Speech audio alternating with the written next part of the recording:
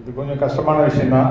எங்கே ஆரம்பிக்கிறது எங்கே முடியுது அப்படிங்கிறது வந்து ஒரு சிரமமான விஷயம். ஒரு 26-27 வருஷம் ஒரு உறவாக இருந்துட்டு திடீர்னு வந்து பெரிய பேரதிர்ச்சியாக தான் இருந்தது. ஒரு ஜீர்ணிக்க முடியாத ஒரு விஷயம். விக்ரமன் சார் சொன்ன மாதிரி ஏன் இவ்வளோ கஷ்டம் அப்படி அவர் அன்றைக்கி கண்கலங்கிட்டார் விக்ரமன் சார். ஸோ அதுக்கு மிக முக்கியமான காரணம் வந்து சூழல் தான். அந்த சூழலுங்கிறது வந்து அந்த 96ல் 90ஸ்லாம் பார்த்தீங்கன்னா வந்து ப்ரொடியூசர்ஸே இருக்க மாட்டாங்க. ப்ரொடியூசர்னால் ஒரு 10 பேர் இருப்பாங்க, ஒரு 7, 8, 10 ஹீரோஸ் இருப்பாங்க. ஸோ அந்த ஹீரோஸ் டேட்டும் இந்த ப்ரொடியூசர் வந்தால் தான் வந்து அவர் பிஸ்னஸ் அப்படின்னு சொல்லி வச்சுட்டு அதுக்குள்ளே தான் அவங்க படம் பண்ணியே ஆகணும். இந்த ஹீரோஸ் அப்படிங்கிறவங்க வந்து அப்போ எங்களுடைய காலகட்டங்கள் வந்து ஒரு கன்ஃபியூசனான ஒரு காலகட்டம். ஆபா சார்லாம் இப்போ என்ட்ரி ஆகி ஒரு இன்ஸ்டியூட் ஸ்டூடெண்ட்ஸ் தான் அப்படிங்கிறத மாதிரி ஒரு சூழல், பல பிரச்சனைகள். ஒரு படம் பண்ணுறது அப்படிங்கிறது வந்து புது டைரக்டர் வந்து படம் பண்ணுறது அப்படிங்கிறது வந்து ஈஸியான விஷயமே கிடையாது. இது போய் கதை சொன்னால் கூட அவங்க வந்து யாரும் அதை ரெஸ்பான்ஸ் பண்ண மாட்டாங்க. நான் கிட்டத்தட்ட ஒரு 35 பேர்கிட்ட கதை சொல்லியிருப்பேன். 35 பேருமே அதுக்கு மேலே தான் சொல்லியிருப்பேன். பட் நார்மலாக யாராவது ஒரு நண்பர்கள் வட்டத்தில் ஒரு 10 பேரோ 15 பேரோ உட்காந்து நம்ம கதை சொல்லும்போது எல்லோரும் அந்த கதையை கேட்டு அழுவாங்க, கதையை கேட்டு ரசிப்பாங்க, நான் பண்ணுறேன் நீ பண்ணுறேன்னு சொல்லுவாங்க. அது அப்படியே விலகி போயிட்டே இருக்கும். ஸோ அந்த மாதிரி காலகட்டத்தில்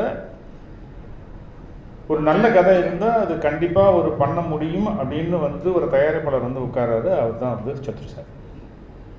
ஸோ அப்போ வந்து ஒரு வேடந்தாங்கல் மாதிரி வந்து எல்லா பறவைகளும் அங்கே போய் அடைக்கலம் தேடி ஓட ஆரம்பித்தோம் இண்டஸ்ட்ரியில். ஸோ அப்படி எல்லாருமே ஓடிட்டு இருக்கிறாங்க.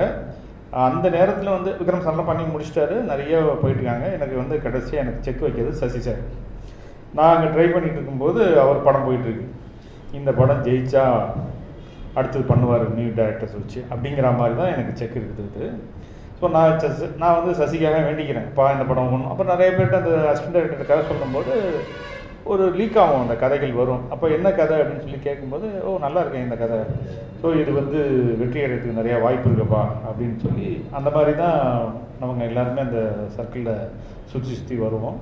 ஸோ அதே மாதிரி வந்து சசியோட படம் வெற்றி அடைஞ்சு பொக்கேலாம் இருக்குது. அப்போ தான் வந்து என்னை கூட்டிகிட்டு அந்த ட்ராக் சுரேஷ் சார் போகிறாரு. அங்கே போகும்போது அந்த படத்தோட சக்ஸஸ் ஆகி நிறைய பொக்கே இருக்குது சௌத்ரி சார் டேபிளில். அப்போ கூட்டிகிட்டு போய் என்னை கொண்டு போய் அறிமுகப்படுத்துகிறாரு. இந்த பையன்ட்ட ஒரு கதை இருக்குது கேளுங்க அப்படின்னு. அந்த ஒரு சந்தோஷமான ஒரு முகம், அவர் அப்படி ஒரு சந்தோஷத்தில் இருக்கார், வெற்றியோட கலைப்பில் இருக்கிறார் சௌத்ரி சார். அப்படியா, சரி எனக்கு டைம் இல்லைடா, ஒரு 10 நிமிஷத்தில் கதை சொல்லு அப்படின்னாரு.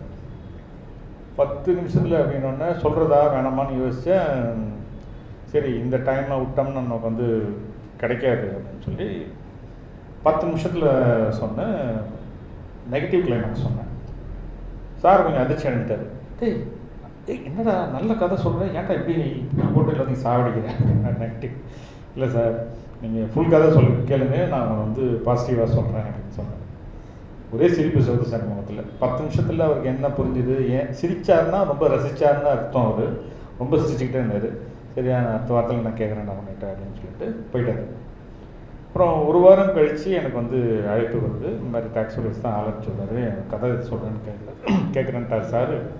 இந்த மாதிரி ஒயிட் ஹவுஸ்னு ஒன்று இருக்குது தெரியும் சார் எனக்கு, அங்கே தான் என்னுடைய ஃபஸ்ட்டு படம் அசிஸ்டன்ட் டைரக்டர் நான் ஒர்க் பண்ண பக்கத்தில் தான் இருந்தேன்.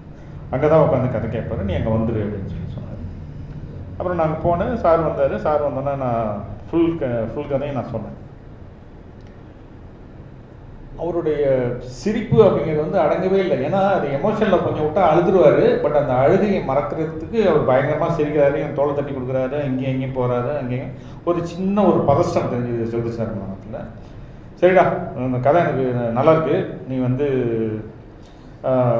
நான் கூப்பிடும்போது வா ஆஃபீஸ்க்குன்னு சொல்லிட்டு போயிட்டார். சரி கூப்பிட்றது எப்போ அப்படின்னு சொல்லிட்டு தெரியாமல் நானும் போகலை ஒரு வாரம் ஆஃபீஸில். இவர் மறுநாள் நான் வருவேன்னு பார்த்துட்டு இருந்திருக்காரு. என்ன இவர் சார் கூப்பிடும்போது வான்னு சொல்லிட்டாருன்னு சொல்லிட்டு நான் போகாமல் கிடங்க. அங்கேன்னா அப்போ என் ரூமில் வந்து பாலகிருஷ்ணன் தான் வந்து ஆள் அவுட் அனுப்பிச்சிருக்காங்க. அவர் வந்து ரூமில் தேடி இருக்காரு. அப்போ என் ஃப்ரெண்ட்ஸுங்கள்லாம் ரொம்ப நக்கல் பிடிச்சவனுங்க. அவன் படம் தாங்கலேருந்து வருவான், அவன் அட்ரஸை அவனே வந்து டெய்லி மறந்துடுவான்னு சொல்லி கையில் எடுத்துகிட்டு போவான்.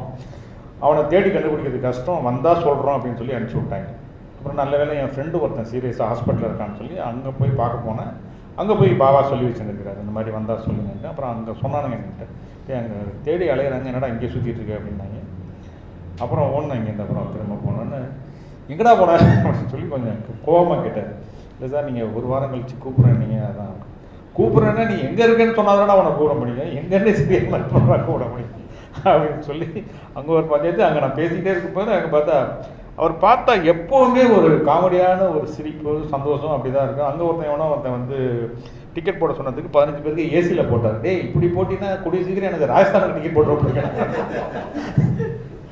எல்லாத்தையுமே ஒரு ஹியூமராகவே அவர் சொல்லுவார் அவர். ஸோ அந்த மாதிரி திரும்ப அந்த ஒரு வாரம் வந்த பிறகு அப்புறம் டெய்லி கூட வந்து ஆஃபீஸ்க்கு வர சொல்லிட்டாரு.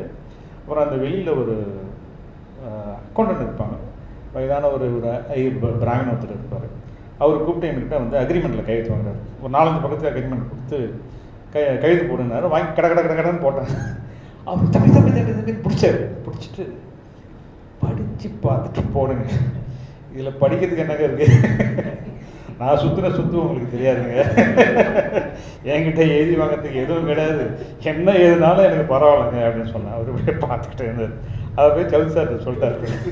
திரும்ப கூப்பிட்டு உள்ளே சிரிச்சுட்டேன், ஏன்னா நீ படிக்கலையா அப்படின்னு. அப்புறம் அவர்கிட்டையும் சொன்னார். அப்புறம் சிரிச்சுக்கிட்டே சொன்னார், சரி சரி ஓகேடா அப்படின்னு சொல்லிட்டு. ஸோ அங்கேருந்து தான் வந்து ஸ்டார்ட் ஆச்சு என்னுடைய இன்னிங்ஸ் அப்படிங்கிறது. ரொம்ப ரொம்ப ஒரு தெளிவாக ஒரு பேஸ்மெண்ட் வீக்கு, பில்டிங் ஸ்ட்ராங்கெல்லாம் இல்லாமல் பேஸ்மெண்ட்டே ஒரு ஸ்ட்ராங்காக விழுந்தது அந்த இடத்துக்கிட்ட எனக்கு. ஸோ அதுக்கு மிக முக்கியமான ஒரு காரணம் வந்து சௌத்ரி சார் தான். நிறைய ஹீரோக்கள் மிஸ் ஆனப்போ அவர் கொஞ்சம் கடுப்பாயிட்டார். அவர் கடுப்பாகி, ஏய் இரா உனக்கு விஜய் தானே அப்படின்னாரு. எனக்கு ஒன்றும் புரியல, என்ன விஜய் அப்படின்னு சொல்லிட்டு நான் சின்ன ஹீரோஸ் தான் கேட்டுக்கிட்டு இருந்தேன். எனக்கு திடீர்னு வந்து ஒரு டென்ஷன் ஆகி 2-3 ஹீரோ வந்து கதை பிடிக்கலன்னு சொன்னோன்னே, இரா உனக்கு விஜய் தானேடா அப்படின்னாரு. அவர் கோபத்தில் சொன்ன உண்மையை அப்படியே மறுநாளே ப்ரூவ் பண்ணார். ஸோ அந்த மாதிரி அந்த ஒரு விஷயம் வந்து அவருக்கு வந்து பிடிச்சி போயிடுச்சு அப்படின்னாக்க அதில் பேக் போகவே மாட்டார். ஸோ அந்த மாதிரி ஒரு ரசிக்கக்கூடிய ஒரு தன்மை. அதேமாதிரி ஒரு 10-15 நாள் ஷூட்டிங் எடுத்துகிட்டு போட்டு காமிச்சோம். அதில் பார்த்தா அந்த வழி சொல்கிற காமெடியாக அது இது என்னடா இது முக்கியமான சீனில் இப்படிதான் சொல்கிற மாதிரி நானும் ஃபைட்டு, கனல் பேர் கிடைக்கலன்னு ஃபைட்டு, அது இது வழி சொல்கிற காமெடி, இந்த மாதிரி 4-5 காமெடி எல்லாம் தான் எடுத்துகிட்டு போய் காமிச்சு ஒரு ரொம்ப லைட்டரவே சீக்வன்ஸ் தான் எடுத்திருந்தேன். பார்த்தா நல்ல வேலை சாரு கூட ஒருத்தர் வருவார், பேர் நான் மறந்துட்டேன், அவரும் ஒரு தயாரிப்பாளர் தான். அவங்கெல்லாம் வந்து உட்கார்ந்தாங்க, காமெடிக்கு உளுந்து சிரிக்கிறாங்க. உளுந்து சிரிச்சுட்டு அந்த 10 நாள் 12 நாள் சூப்பரா உன் பாட்டு நல்லா காமெடியாக இருக்குடான்னு. காமெடியாக இருக்கா? ஏன்னா அவ்வளோதான் ஃபுட்டேஜ் இருந்துச்சு. சரி இது காமெடியாக இருக்குது அப்படின்னாரு. சரி ஓகே அப்படின்னு சொல்லிட்டு வந்தேன். அதுக்கப்புறம் வந்து அந்த இப்போயும் அந்த ரெக்கார்டை நான் தான் வச்சுருக்கேன். ரொம்ப ஷார்ட் டைமில் ரொம்ப ஷார்ட்டான ஃபிலிம் ரோலில் ஷூட் பண்ணது நான் தான். அந்த ராசு மதுரன் வந்து என்னை திட்டிகிட்டே போனாப்புல, ஏன் ஃபஸ்ட்டு கூட நீ இப்படி பண்ணிங்கன்னா அப்புறம் நாங்களாம் என்ன பண்ணுறது, எதுக்கே வந்து இவர் எனக்கு ஆப்போசிட்டில் உட்காந்துருப்பாப்புல. இந்த மாதிரி பக்கத்துலேயே எல்லாருமே உட்காந்து தான் நம்ம வந்து ஒரு நட்பாகவே இருக்கும். ஒரு லஞ்சில் தான் எல்லாருமே மீட் பண்ணுவாங்க வந்து உட்காந்துக்கிட்டு. அதுக்கு முன்னாடியே ஒரு தடவை நீங்கள் என்னோட ரூமுக்கு வந்துருக்கீங்க. அப்படியா?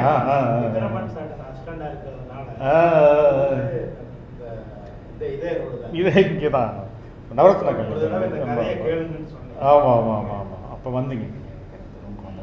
ஸோ அப்போ எல்லாருமே இங்கே ஒரு நட்போடு தான் இருப்போம். ஸோ இவர் படம் பண்ணுறாரு என்ன எங்களுக்கோ இல்லை அவருக்கோ யாருக்குமே அந்த புறமை இருக்காது. சரி எல்லாரும் ஜெயிக்கணும் அப்படிங்கிற ஒரு மனப்பான்மை எல்லாருக்குமே இருக்கும். ஏன்னா எல்லாமே ஸ்கில் பர்சன்ஸ் தான். அங்கே வந்து சௌத்ரி சார்ட்ட ஓகே அங்கே ஒருத்தன் உட்காரான் அப்படின்னா அவன் வந்து பர்ஃபெக்டான ஒரு ஆளாக தான் இருப்பான். அப்படிங்கிறதுனால எங்களுக்குள்ளே எந்த ஒரு போட்டியும் பொறாமையும் இருக்காது. ஸோ அந்த மாதிரி தான் அவங்க வந்து எல்லாருமே வந்து அந்த டைமில் எல்லாருமே ஒன்றா உட்காந்தோம். அங்கேருந்து வந்தவங்க எல்லாருமே வந்து ஒரு பெரிய ரேஞ்சில் எனக்கு இருக்கும் அப்படின்னா அது அவர் தான் காரணம். இந்த படத்தோட வெற்றிங்கிறது வந்து சாதாரணமான விஷயம் இல்லை. அவருக்கு தெலுங்குலேயும் பெரிய விஷயமா போச்சு அந்த படத்தோட வெற்றி. அதான் ரொம்ப ரொம்ப இன்னராக அந்த படத்துக்குள்ளே நான் போகல. ஸோ அவுட்டர்லாம் நான் போயிடுறேன். அந்த மாதிரி தான் வந்து விஷயங்கள் நான் சொல்கிறேன். இப்போ கூட வந்து ரீசெண்டாக வந்து இந்த ஒரு படம் தேசிகராஜா 2ன்னு ஒரு படம் பண்ணிகிட்டு இருக்கும்போது அவரை போய் பார்க்குறேன். அதில் ஒரு சின்ன பிரச்சனையாச்சு எனக்கு. வந்து இப்போ பட்ஜெட்டாக வந்து நான் வந்து காப்பி எடுக்கிறதுக்கு இப்போ வேலை நோக்கி வேலைங்கிறப்போ எடுத்தேன். அதுக்கப்புறம் ரொம்ப லேட்டாக ஒரு 6-7 வருஷம் கழிச்சு எடுக்கிறப்ப எனக்கு வந்து யூனியனோட சம்பளம் மேட்ரு எனக்கு தெரியாமல் போய் எடுத்துட்டேன். அவர்கிட்ட போனோன்னா உட்காந்து பார்த்துட்டு அப்போ அவர் சார் ஏதோ மலையாள படமும் தமிழ் படம் பண்ணிட்டுருக்காரு. என்னடா பெரிய ஷூட்டிங்கெல்லாம் ஆகுது அப்படின்னாரு. அப்படியே தலை சுற்றிச்சு எனக்கு. அப்பா இந்த இண்டஸ்ட்ரியில் அந்த தயாரிப்பாலும் கேட்காத கேள்வியை கேட்குறாரு பாரு அப்படின்னா எனக்கு ரொம்ப சந்தோஷமாச்சு. சார் ஃபஸ்ட்டு டே வந்து எனக்கு 12 ரூபா ஆகிப்போச்சு, எனக்கு அப்படியே மயக்கமே வந்துடுச்சு சார். அதுக்கப்புறம் 9 ரூபா 8 ரூபா 7 ரூபா ஆக்கி ஒரு 5,000 ரூபாய்க்கு கொண்டு வரதுக்கு ட்ரை பண்ணிட்டு இருக்கேன். முடியாதுடா, 6-6.5 கம்மியாக பண்ணவே முடியாதுடா. இவ்வளோ கிளியராக அவர் சொல்கிறார். நான் வந்து 7 வருஷம் ஆச்சு சார், நான் 2,000 ரூபா 3 ரூபாயில் வந்து வேலை நான் வெள்ளாக்கலாம் பெர் டே ஷூட் பண்ணேன் சார். பட் என்னால் முடியவே முடியாதுடா, சம்பளம்லாம் ஏறி வச்சு. அவர் எனக்கு சொல்கிறார். எனக்கு சில பேர் தான் வந்து அந்த மாதிரி விஷயங்களை வந்து ப்ராக்டிக்கலாக ஒரு தயாரிப்பாளர் ஸ்பாட்டில் போய் ஒரு நாள் எக்ஸ்பெண்டிச்சர் எப்படி எவ்வளோ ஆகுது அப்படிங்கிறது தெரிஞ்சால் தான் அவங்களால அந்த ப்ரொடக்ஷன் கம்பெனியை வந்து ரன் பண்ண முடியும். ஏன்னா சார் வந்து விஜய் சாரை வச்சு பண்ணாலும் சரி, யாரை வச்சு பண்ணாலுமே சரி, டிஸ்ட்ரிபியூட்டர்கிட்ட கேட்பார், இந்த படம் நான் எவ்வளோ பண்ணியிருக்கீங்க. ஏன்னா ஓப்பனாக இருக்கும், எவ்வளோ பண்ணியிருக்காருங்கிறது வந்து அதில் வந்து ஒளிமறைவே இருக்காது. இவ்வளோ பண்ணியிருக்கீங்க, எவ்வளோக்கு வாங்கிக்குவேன் அப்படின்னா அவங்களே சொல்லுவாங்க, சார் இதை நீங்கள் வச்சிங்க சார், ஒரு லாபமாக வச்சிங்க. ஏன்னா இன்ட்ரெஸ்ட் போடுவாங்க அவங்க எல்லாருமே உட்காந்து, இதுக்கு எவ்வளோ இன்ட்ரெஸ்ட் வந்துருக்கும், இத்தனை கோடி செலவு பண்ணியிருக்கேன் சார், ஸோ இதுக்கு மேலே இவ்வளோ லாபம் வச்சிங்க சார், இந்த லாபத்தை நீங்கள் வச்சிங்க சார், நாங்கள் எடுத்துக்கிறோன்னு சொல்லி வாங்கிட்டு போயிடுவாங்க. அவங்க என்ன சொல்கிறாங்களோ அதுதான் அந்த படத்தோட ரேட். அந்த படம் சக்ஸஸ் ஆனாலும் அது பேர் கொடுத்ததோட ஒரு 3 மடங்கு 4 மடங்கு. அவர் பண்ணது எல்லாமே நிறைய சில்வர் ஜூப்ளி தான் அந்த பீரியடில். பட் அவ்வளோ பெரிய ஹிட் ஆனாலுமே அவர் வந்து இவ்வளோ தான் சம்பாதிச்சிருக்கேன் கொஞ்சம் குடுறான்லாம் கேட்க மாட்டார்.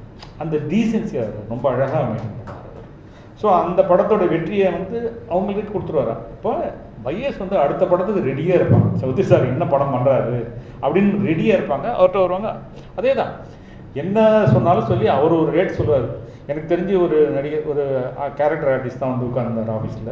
அவர் ஒரு சம்பளம் கேட்குறாரு. வேறு ஏதோ ஒரு படம் அந்த படத்துக்கு வந்து அவர் கமிட் பண்ணிவிடுங்க.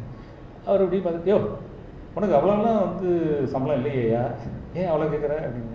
இல்லை சார் எனக்கு அந்த படத்தில் அது வாங்கிறேன். அந்த படத்துலையும் வாங்கிறேன் இரு, ஏதோ செங்கல்பட்டோ ஏதோ ஒரு மோசமான ஏரியா மதுரை ஏரியா ஏதோ டிஸ்ட்ரிபியூட்டருக்கு ஃபோனை போட்டு, எப்போ அந்த நடிகர் இங்கே எவ்வளோ சம்பளம் கொடுக்கலாம், அவனுக்கு 3 ரூபாய்க்கு மேலே கொடுக்காதீங்க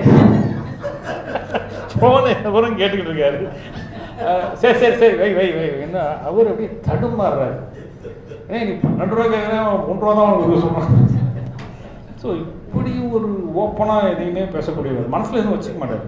அது வந்து அவரோட பர்சனாலிட்டி அப்படி தான் இருக்கும். சீரியஸாகவும் எதுவும் எடுத்துக்க மாட்டார். எல்லா நேரமே வந்து ஒரு ஹியூமராகவே இருப்பேன். நான் ஒரு வந்து இப்போ தான் ரீசெண்டாக ஒரு 2.5 வருஷம் இருக்கும். அப்போ திடீர்னு எனக்கு சௌத்ரி மீட் பண்ணோம்னா நான் போய் பார்ப்பேன். ஏன் போவான்னு தெரியாது, அந்த நாளில் போயிட்டேன். போனால் கார் வெளியில் வந்துச்சு. நான் காரில் போய் அங்கே நிற்கிறேன். அந்த பக்கம் இருக்கிற ஆஃபீஸ், போகிற ரோட்டில் அந்த பக்கம் இருக்கிற ஆஃபீஸ் வரேன். அவர் வெளில போகிறார். சௌத்ரி சார் பார்த்துங்க, நான் காருக்குள்ளே தான் உட்காந்துருக்கேன். ஆஹா, இவர் இங்கேருந்து இப்படி போயிட்டு சுற்றிட்டு திரும்ப இந்த ஆஃபீஸ்க்கு வருவார். சரி, அதை நினச்சிக்கிட்டு நானும் அந்த காரை ஃபாலோ பண்ணிட்டு போகிறேன். அவர் அப்படி போகுது, கார் மெதுவாக போகுது, நானும் மெதுவாக போகிறேன். அப்புறம் வேகமாக போகுது, நானும் வேகமாக போகிறேன். அப்புறம் போய் சுற்றி திரும்பி அதே ஆஃபீஸில் உள்ளே போயிட்டார். அப்புறம் நான் வண்டியை போட்டு நான் உள்ளே போகிறேன். அப்படி நின்னார். ஏய் நீ தான் என்ன தொலைக்கு வந்ததா? ஆமாம், தயார் இன்கம் டேக்ஸ்காரன் சுற்றி வந்துட்டு இருக்கேன். ஏன்டா அப்படின்றாரு. இல்லை சார், அவங்களை பார்க்க வந்து நீங்கள் கிளம்பிட்டீங்க, நீங்கள் அந்த ஆஃபீஸுக்கு போயிட்டீங்கன்னு சொல்லிட்டு தான் சார் அவங்கள ஃபாலோ பண்ணிட்டு வந்தாங்க. நல்லா வந்தப்போ சரி அவன் முக்கியமாக வேலை போகிறேன், நீ அடுத்த வாரம் வா அப்படின்ட்டார். அதுக்கப்புறம் நான் விட்டுருவேன். அந்த கேப் விட்டுட்டு ஒரு 2 மாதம் கழிச்சு திரும்ப போகிறேன். அப்போ வந்து தெலுங்கில் சிரஞ்சீவி சார் வச்சு ஒரு படம் பண்ணிட்டுருக்காரு. பயங்கர ஹாப்பி மூடில் இருக்கார், ரொம்ப சீரியஸாக இருக்கிறாரு.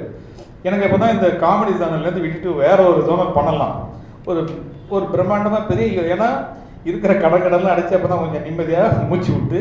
ஏன்னா எந்த பெரிய ஹீரோவையும் நான் பார்க்கவே இல்லை. ஒரு 7-8 படம் இப்போ இந்த ஜோனலில் பண்ணும்போது நான் பார்க்கவே இல்லை. ஏன்னா அவ்வளோ ஒரு வறுமையும் அவ்வளோ அடிபட்டேன். ஸோ இனி வந்து யாரையும் ஹீரோக்களை இப்போதைக்கு நம்ப வேண்டாம், நம்ம கையை ஊனி கர்ணம் போடணும்னு சொல்லிட்டு ரொம்பவும் சுமாரான பிஸ்னஸும் கொஞ்சம் பிஸ்னஸ் இல்லாத ஹீரோவை யார் கிடைச்சாலும் ஷூட்டிங் போடுறான்னு சொல்லி முடிவு பண்ணி கதையை நம்பி நான் போயிட்டு இருந்தேன். ஸோ இந்த காலத்துலேருந்து ஒரு சேஞ்ச் பண்ணலாம் அப்படின்னு சொல்லி போய் பார்த்தேன்.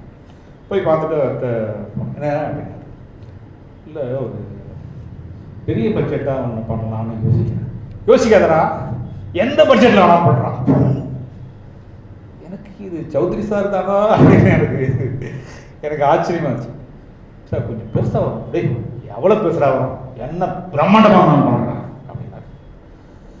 எனக்கு அந்த செகண்டே வந்து அப்படியே மண்டையெல்லாம் அப்படியே ஊறுது. சௌத்ரி சார் வாயிலேருந்து இப்படி ஒரு வார்த்தை, ஏன்னா அவர் சொன்னால் செஞ்சுடுவார். நம்ம சிரஞ்சீவி சாரோட சன் இருக்காங்களோட, யார் வேணாலும் இருக்காங்களோட, உனக்கு நான் தானே ஹீரோ, பிரம்மாண்டமாக பண்ணுறேன், பண்ணிட்டு வாடா பார்க்கலாம் அப்படின்ட்டார். சத்தியமாக நம்ப மாட்டீங்க, அங்கே வந்து அந்த அந்த ஃபயரோட வந்து வண்டியில் ஏறி அந்த அந்த லெஃப்ட்டு திரும்ப அங்கே ஒரு பிள்ளையார் கோவில் வாசலில் நின்ன அந்த ஒரு 15 நிமிஷத்தில் எனக்கு ஒரு நாட்டு வச்சு. அது அவர் கொடுத்த அந்த உத்வேகம் தான், அது வேறு ஒன்றுமே கிடையாது. கடைசியாக அவர் பண்ணலை. அதுக்கப்புறம் அந்த தெலுங்கு படம் கொஞ்சம் ஃபெயிலியர் ஆகிடுச்சு. அதுக்கப்புறம் ஒரு திரும்ப ஒரு வருடம் கழித்து நான் போய் திரும்ப போய் பார்க்குறேன். அன்னைக்கு சௌத்ரி சார் இருந்த சோகமான மனநிலையை நான் வந்து பார்த்தே கிடையாது. அப்படி இருந்தார். ஒரு படம் வந்து ஜியோ வச்சு தான் பண்ணிவிட்டு ஏதோ எடிட்டிங்கில் தப்பாக போச்சு, ஏதோ மாறி மாறி எடிட் பண்ணாங்கன்னு சொல்லிட்டு நான் போய் வெயிட் பண்ணிகிட்ருக்கேன். ஒரு மணி இருக்கும். மேலேருந்து இறங்கி வராரு ஆஃபீஸில். அவ்வளோ சோகமாக இறங்கி வந்தார். என்னடா அது சௌத்ரி சாரை நான் இப்படி பார்த்ததே கிடையாது, என்னடா அப்படின்னு சொல்லி கேட்டார். அதுக்குள்ளே வெளியில் சொல்லிட்டாங்க, கீழே எல்லாருமே என்கிட்ட சொல்லிட்டாங்க, அந்த படம் வந்து சரியாக வரல, ஏதோ கொஞ்சம் தப்பாக இருக்குது, அதில் சௌத்ரி சார் கொஞ்சம் டென்ஷன் ஆகிட்டார் அப்படின்னு. அப்புறம் போய் பார்த்து பேசிட்டேன். சப்ஜெக்ட் சூப்பராக வந்திருக்கு அப்படின்னேன். இருக்கட்டும்டா வை, நான் கொஞ்சம் லேட்டாக கேட்குறேன். இப்போ அதுக்குள்ளே அந்த படமும் கொஞ்சம் ஃபெயிலியர் ஆகிடுச்சு அப்படின்னா, நானே கூப்பிட்றேன்டா உடனே அப்படின்னாரு. அதுக்கப்புறம் சௌத்ரி சார் எனக்கு கூப்பிடல. இது நடந்து ஒரு 2 வருஷம் இருக்கும். அதுக்கப்புறம் நானும் அப்பப்போ போய் டச் பண்ணிகிட்டு இருப்பேன். சில பல காரணங்களால் இந்த பெரிய ப்ராஜெக்ட் பண்ண முடியலன்னாலும் ஆத்மாத்மா அவர் சொல்லி பண்ண ஸ்கிரிப்ட் இன்னும் எனக்கு தெரியுது. நிச்சயமாக என்றைக்காவது ஒரு நல்ல கொஞ்சம் பட்ஜெட்டாக அதிகமாக இருக்குது, ஒரு நல்ல ஹீரோ கிடைச்சா கண்டிப்பாக என்னால் பண்ண முடியும். அதுக்கு மிக முக்கியமான காரணம் வந்து சௌத்ரி சார் தான். பாருங்கள், அவர் இல்லை இருந்தாலும் அவர் கொடுத்த உத்வேகத்தில் நம்ம வந்து ரொட்டேட் ஆகிட்டு இருக்கோம். அந்த லைஃப் வந்து ரொட்டேட் ஆகிட்டு இருக்கு. ஸோ அந்த மாதிரி சொல்ல நிறைய விஷயங்கள் சொல்கிறேன். நான் அந்த ஆரம்ப காலகட்டத்தில் ரொம்ப டீப்பாக போனேன்னா ரொம்ப அது எமோஷனாக ஆகி போயிடும். சாரோட மறைவு அப்படிங்கிறது வந்து நமக்கு மாத்திரமில்லை, அந்த குடும்பத்துக்கு வந்து மிகப்பெரிய ஒரு அதிர்ச்சி. ரமேஷ் சுரேஷ் அவங்கள்ட்ட அன்றைக்கி பார்த்தேன், அவங்களோட என்னால் நின்று பேசக்கூட முடியல. இன்றைக்கி நான் எந்த அப்பார்ட்மெண்ட்ஸ் வீடு இருக்குது அப்படின்னா, பெண்ணின் மழை தொட்டு பண்ணும்போது அதுக்கு வந்து அட்வான்ஸ் கொடுக்க என்கிட்ட காசு கிடையாது. அப்போ தான் அவர் பெரிய பையன்கிட்ட போய் பார்த்தேன். அப்போ சௌத்ரி சார்கிட்ட போய் எதுவும் நான் கேட்குறதில்ல, அவர்கிட்டயே கேட்டுருவேன். ஏன்னா அங்கே சொன்னாலும் இவர் இங்கே தான் அனுப்புவார். சௌத்ரி சார் சொன்னோன்னே அவர் தான் எனக்கு அந்த அமௌண்ட்டை ஃபஸ்ட்டு கொடுத்தாரு, பெரியவர் தான் கொடுத்தாரு, சௌத்ரி சாரோட பையன். ஸோ அந்த மாதிரி எல்லா வாழ்வியலில் நடக்கக்கூடிய அத்தனை விஷயங்களுக்குமே ஒருத்தர் வந்து காரணமாக இருந்திருக்காரு. இன்றைக்கி அவர் இல்லை அப்படிங்கிறது வந்து ஒரு அதை வந்து நம்மளால் டைஜஸ்ட் பண்ணிக்கவே முடியல என்னால்.